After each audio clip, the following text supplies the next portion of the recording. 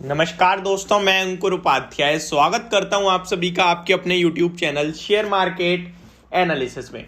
दोस्तों यहाँ पे मैंने आप सभी के लिए 10 स्टॉक्स चुने हैं जिन पे मैंने अपनी कमेंट लिस्ट पढ़ी और मैंने बहुत हद तक देखा तो इन्हीं स्टॉक्स को लेकर सबसे ज़्यादा परेशानी है मेरे हिसाब से। चाहे ये 10 स्टॉक हो या मार्केट के स्टॉक्स हो, सब में पिटाई पड़ी है, सब में प्रॉब्लम है। जिसके पास जो स्टॉक है उसी में प्रॉब्लम है। बस फर्क इतना है, ये ऐसे स्टॉक हैं जो मैंने यहाँ पे 10 चुने हैं वो ज्यादातर लोगों के पास हैं और इसी के कारण कमेंट्स ज्यादा हो जाते हैं। अब चलिए स्टार्ट करते हैं बिना किसी देरी के। पहले एक छोटा सा अपडेट देना चाहूंगा। डाउ जोन्स 99 पॉइंट्स ऊपर है और जैसा कि आपको पता है हमारा कोर्स क्लास, इनफैक्ट कोर्स नहीं क्लास जो है ट्रेडिंग से रिलेटेड, अगर आप ट्रेडिंग सीखना चाहते हैं इंट्राडे ट्रेडिंग केवल निफ्टी बैंक निफ्टी में और कमाना चाहते हैं लिटरली, तो आप इस क्लास को जरूर ज्वाइन करना। और शुरुआती 30 लोगों के लिए 700 रुपए का ऑफ है 199 पे, यानी कि 1300 में मिल रही है आपको। तो ज्वाइन करिए, डिस्क्रिप्शन में आपको लिंक दे दूंगा।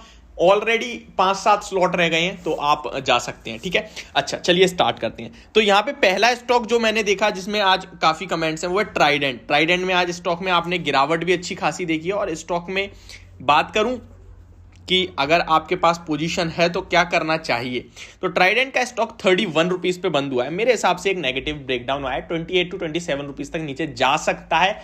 यहां फ्रेश बाइंग और फ्रेश सेलिंग दोनों ignore, averaging bottom fishing ignore करें और जिसके पास है वो बेचे भी ना, क्योंकि आप बेचोगे, मार्केट ने रिवर्सल दिया, स्टॉक भी रिवर्सल दे गया तो फिर हमारे लिए सब हाथ से चला जाएगा। स्टॉक तो क्वालिटी वाइज कोई दिक्कत नहीं दिखती, ठीक है। इन केस 27 या 25 पे आता है वहां एवरेज करना है। फ्रेश एंट्री चाहो तो यहां पहला इंस्टॉलमेंट डालो और 25, 26 या फिर 27 रुपए जो भी लेवल आता है वहां अपना दूसरा इंस्टॉलमेंट डालना। इस तरीके से राय होगी मेरी आपके लिए ट्राइडेंट के स्टॉक को लेकर। अब आते हैं next, Tata LXI. Tata LXI में काफी ज्यादा कमेंट है आज। स्टॉक 10,700 का हाई लगाने के बाद 5,800 पे आ गया। मैं आपको याद दिलाना चाहूंगा 6,200 रुपए, 6,600 रुपए पे मैंने आपको कहा था अब खरीदना चाहो तो स्टार्ट कर सकते हो। 6,600 पे जब बोला था तभी आपसे क्या बोला था, आपको पूरा पैसा नहीं लगाना है। 5,400 रुपए तक स्टॉक गिर सकता है जो चार्ट्स पे दिखता है। 5,400 तक मैंने हर 5% पे आपको एक्यूमुलेट करने के लिए कहा था। तो 6,600 फिर 6,000, अभी 5,800 आ गया, तो 5,400 रुपए 500 रुपए पे आता है, वहां आपको एवरेज करना है और इस स्टॉक को बिल्कुल भी नहीं बेचना। ट्रस्ट मी, अब ये कैंडिडेट बना है खरीदने का। जो 10,000 पे तैयार थे खरीदने के लिए वो आज 5,000 पे नहीं लेंगे, क्योंकि वो केवल स्टॉक के प्राइस को देखकर खरीदते हैं। लेकिन जो फंडामेंटल वैल्यूएशंस और कंपनी को देखकर खरीदते हैं वो ये लेवल खरीदने वाला है। स्टॉक 54 के पीई पे आ चुका है। Mid cap IT stocks almost 40-30 के पीई पे हैं और टाटा ग्रुप का स्टॉक है 5G से लेके ओवरऑल एक शानदार कंपनी है। मुझे लगता है अब ये 54 के पीई पे आपके लिए एकदम परफेक्ट कैंडिडेट बनता है बाइंग का। Next Voltas 52 week low hit करता हुआ दिखा है। इस स्टॉक को लेकर भी कमेंट है, तो वोल्टास का लेवल देख लेते हैं 777। एलआईसी ने रिसेंटली इस स्टॉक में अपना स्टेक बढ़ाया है लगभग 2 साल के लोअर लेवल्स पे। 5 साल की बात करें तो स्टॉक में एक बड़ा क्रैक आया है, नीचे तक डाउनसाइड पूरी खुली हुई है। तो जब तक रिवर्सल के संकेत आए तब तक bottom fishing, fresh buying, averaging सब इग्नोर करें।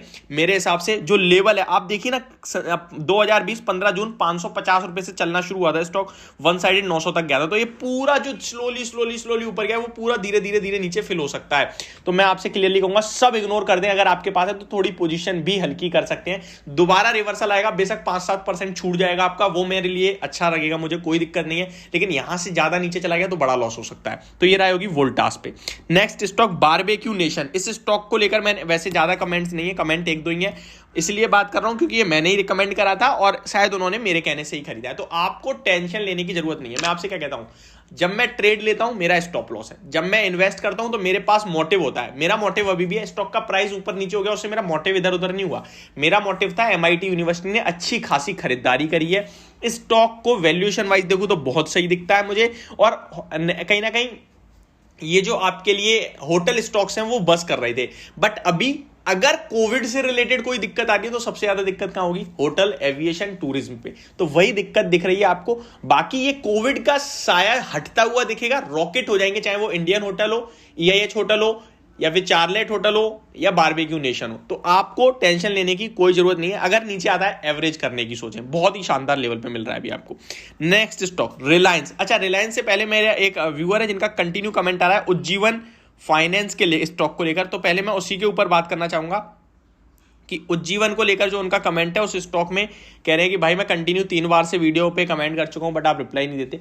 तो उज्जीवन फाइनेंस 265 पे आई थिंक आपकी खरीद है। इस स्टॉक को मैं टोटली अवॉइड इग्नोर करने के लिए कहूंगा, हालांकि चार्ट्स के ऊपर राय दे देते हैं।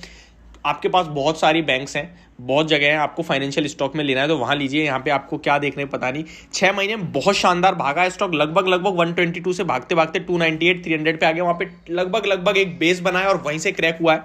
सपोर्ट लेवल स्टॉक में 240 रुपीज के समथिंग था, वो ब्रेक करके स्टॉक नीचे निकला है। 204 205 का नेक्स्ट लेवल निकल के आता है।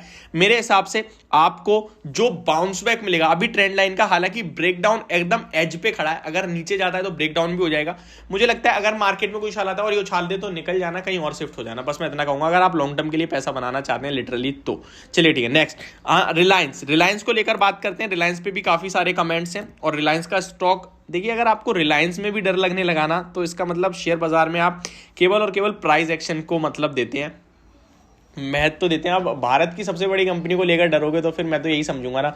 रिलायंस नीचे जाने के लिए तैयार है, 2450 2400 रुपए का लेवल है जहां पे आपको खरीदारी करनी है, एवरेज करना है, बॉटम फिशिंग करनी है, बिल्कुल नहीं डरना।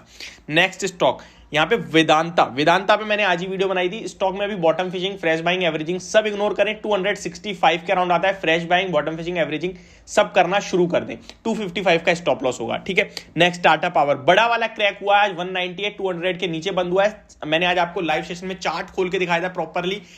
और स्टॉक को मैं कहूंगा अगर मार्केट के साथ 200 के ऊपर आता है तो दोबारा खरीद लो, लेकिन अभी बेच दो। 200 के ऊपर दोबारा खरीदने की भी राय है, कंडीशनल है, लेकिन अभी बेच देना चाहिए। नेक्स्ट टीटीएमएल, इस स्टॉक को लेकर मैं आपसे क्या बोलूं, आप लोग कमेंट कर रहे हैं। इस स्टॉक में सर्किट लग रहा है, सर्किट पे मैं कुछ बोल ही नहीं सकता। आपको बेचने के लिए बोलूंगा, आप बेच नहीं पाओगे, खरीदने की राय मैं दे नहीं पाऊंगा, तो इस स्टॉक में कुछ कह नहीं पाऊंगा। बाकी नीचे में स्टॉक मुझे जाता हुआ दिखता है लगभग 65 रुपए तक। आईईएक्स, बड़ा वाला क्रैक हुआ है, बड़ा वाला डाउन साइड देखने को मिल रहा है। बायबैक भी स्टॉक ने, कंपनी ने बिल्कुल बेफिजूल कर दिया 98 करोड़ का, जिसका मतलब नहीं था। स्टॉक 120 118 तक जाने के लिए तैयार है। आईआरएफसी, आईपीओ के बाद से लाइफ टाइम स्टॉक ने अंडर परफॉर्मेंस दिखाई, केवल इस प्रॉब्लम में कि भाई ओएफएस आएगा, सरकार बेचेगी, अभी तक नहीं आया। स्टॉक में जैसे तैसे एक रेलवे स्टॉक्स में बसता तो निकला 26 रुपए के पार और 34 रुपए तक गया, फिर से दोबारा नीचे आता हुआ दिख रहा है। मुझे लगता है क्वालिटी तो अच्छी है, लॉन्ग टर्म के लिए कोई दिक्कत नहीं है, लेकिन शॉर्ट टर्म के लिए 26 रुपए के नीचे निकले तो एग्जिट जरूर ले लेना। तो ये होगी मेरी वीडियो, होप आपको समझ और पसंद दोनों आई होगी। Thank you so much for watching this video, have a great day.